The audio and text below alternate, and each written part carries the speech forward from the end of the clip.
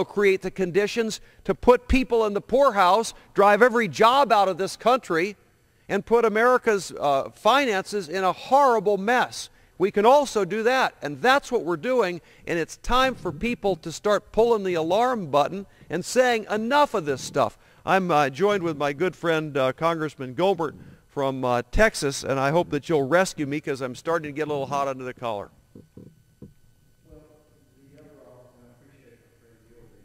The other alternative of getting hot under the collar is just to have your heart broken.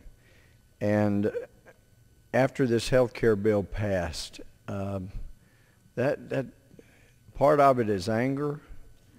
When you go through and read these provisions, like I'm afraid so many people did not do, you know the impact it's going to have.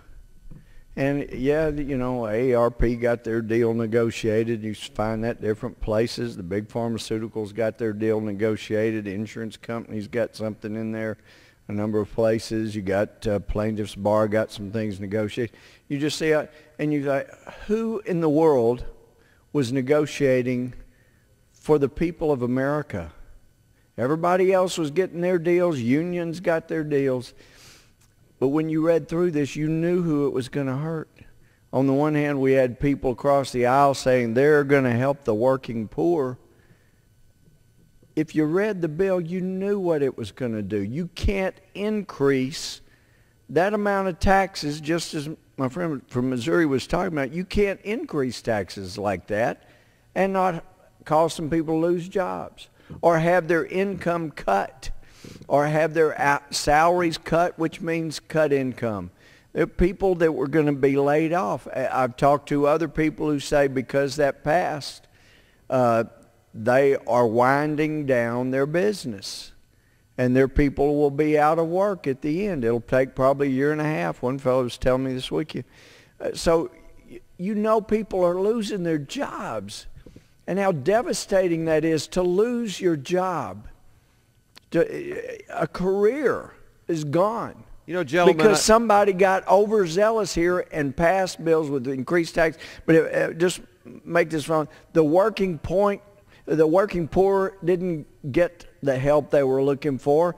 If you make 133% or less of the poverty level, oh yeah, those were the people they were going to really help with this. They're going to get ultimately shoved into Medicaid that so many doctors aren't even taking anymore. Walgreens, I read they weren't going to take any more prescriptions. That's not helping the people in America. It doesn't help them to lose their jobs. It just is heartbreaking to see what is happening to people now because of this poorly conceived health care bill. I yield back to my friend. You know, sometimes we use words. And you're talking about being heartbroken because you can connect the policy with how it's going to hurt people. Already has hurt them. And sometimes you say people losing jobs, and sometimes I think it's helpful to put a picture in your mind. And when I think about losing jobs, I think of and maybe this is one of my worst fears. I picture a house and a family that's not in the house, and a big sofa sitting on a sidewalk next to a garbage can where all of the possessions of this family has been dumped out of the house because they can't live there anymore. And that's what happens when you don't have a job. You know, as a guy, I grew up in the era where the guy makes the income and provides for his family. That's what our job is to do. And I think there's a lot of American men that are real men, and they care about their family. And they carry that pressure quietly. They don't complain about it, but in the back of their mind, they're thinking about someday I might not have a job, and I don't ever want to get in a position where I'm sitting on that sofa on a sidewalk with my family saying, where are we going to go next? And a lot of people feel that pressure. And what we're doing is we're basically dumping people out of their homes. And how do you call it, another thing I don't get is, how do you call it compassion to give a family a loan that they can't afford to pay for a house, and then they get kicked out of their house? I mean, I'm hearing liberals saying they're compassionate. There isn't anything compassionate about that, it seems like to me. We're destroying the economy through bad economics.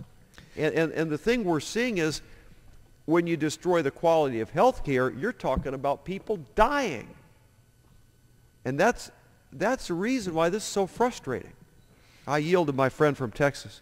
You're exactly right. And the last person I heard from is a woman who's losing her job. Heartbreaking because there was no need for these people to lose their jobs. Had over 4 million people lose their job since the so-called stimulus was passed. And now we passed a health care bill, and under the guise of insuring 30 million more, I'm hearing now this past weekend, people, they've been told that because they're ultimately, the boss is going to have the owner going to have a choice between $2,000 per employee or paying for the Cadillac health care that the government's going to provide or require rather, they're going to drop the health insurance. So it seems pretty clear there's going to be a lot more than 30 million people that lose